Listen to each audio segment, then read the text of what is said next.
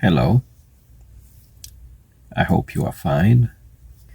Between October 27th and 28th, 2025, 2000 years and 25, our beautiful island nation of Jamaica suffered a Category 5 hurricane, named Hurricane Melissa. It was monumental, it was biblical in proportion. I'm talking stuff of an existential nature, the kind of stuff we used to only read about in the Christian Bible, in the Holy Quran, in the Bhagavad Gita, stuff of the scriptures altogether.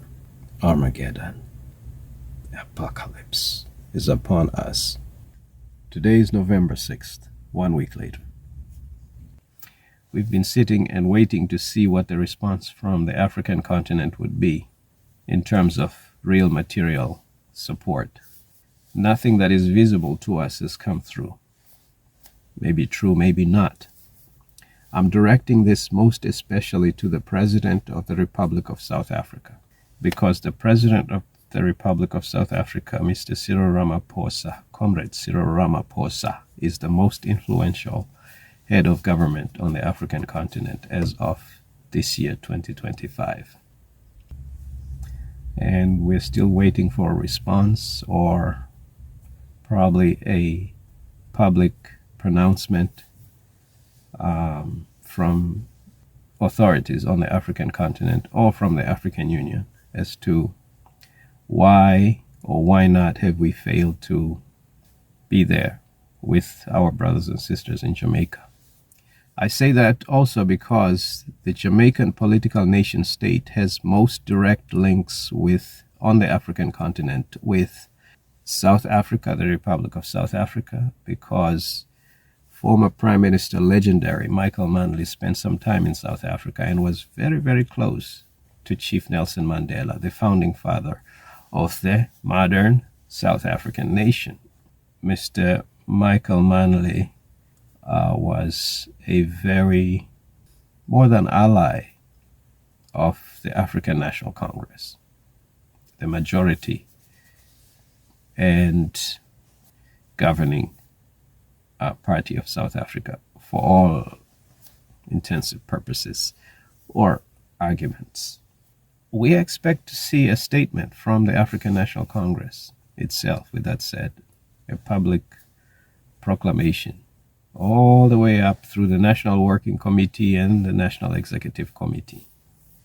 Make a public statement as to why or why not we have failed to support our family in Jamaica. The Jamaican government has most direct links with three countries, most especially on the African continent: the Republic of South Africa, Ghana, Republic of Ghana, and the Federal Republic of Ethiopia, for all arguments, more than any other country on the African continent.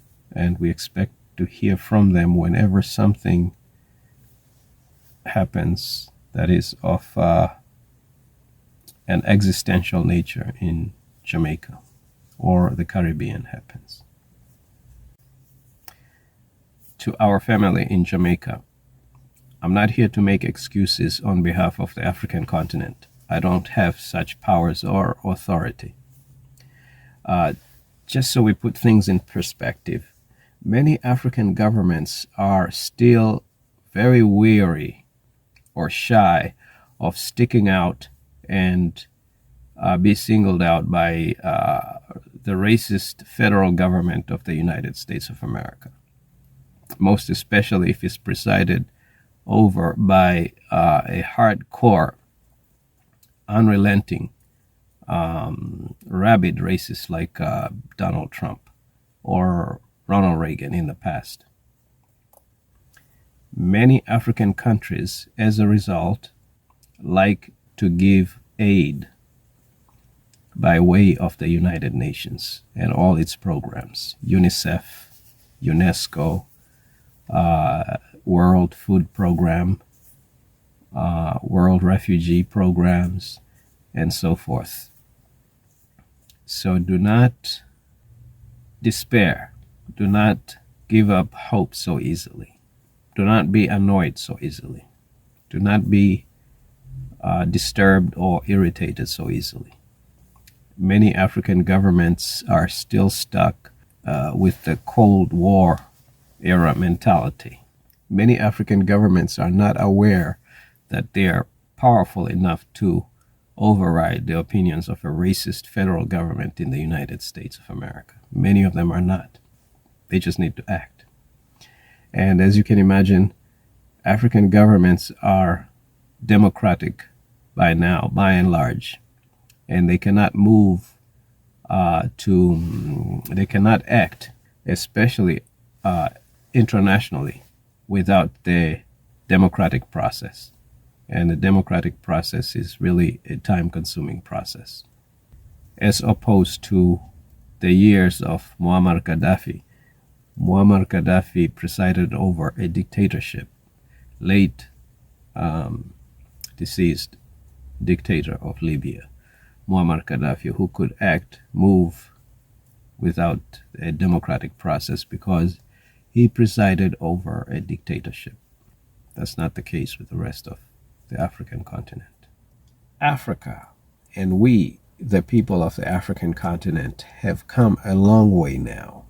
Africa is now capable of exporting relief, help, assistance, solidarity internationally. Africa as a continent is now capable of engaging in internationalist endeavors, ideals.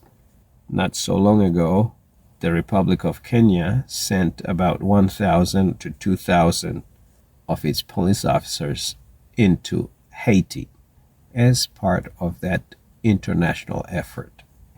Look at the Republic of South Africa, for example. We have many charity organizations, the most prominent of which, the one that gets most media coverage, at least, is Gift of the Givers. Now, I want to talk to Gift of the Givers, just as an example.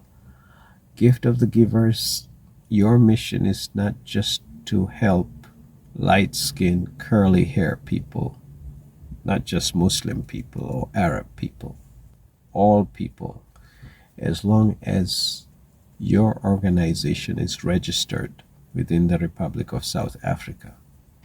That means you should include our brothers and sisters in the Caribbean just as well. Not so long ago, Gift of the Givers had no trouble loading up airplanes with supplies, relief aid into Somalia. Airplanes, I'm talking. And just recently, 2 days ago, as a matter of fact, this is November 15th, 2025, Gift of the Givers shipped in fresh refugees out of Palestine into South Africa.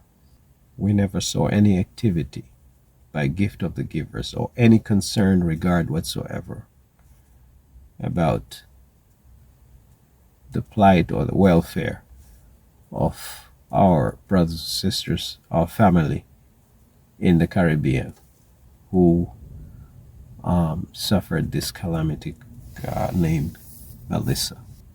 We don't want a repeat of racism, Gift of the Givers. To relief organizations, relief agencies, anywhere and everywhere, we don't want to see aid racialized or segregated. It's quite disheartening, heartbreaking to see aid become racialized, segregated in some way, particularly, especially to us, people who are dedicated, livicated to humanitarian work, to revolutionaries throughout the world. We don't like that.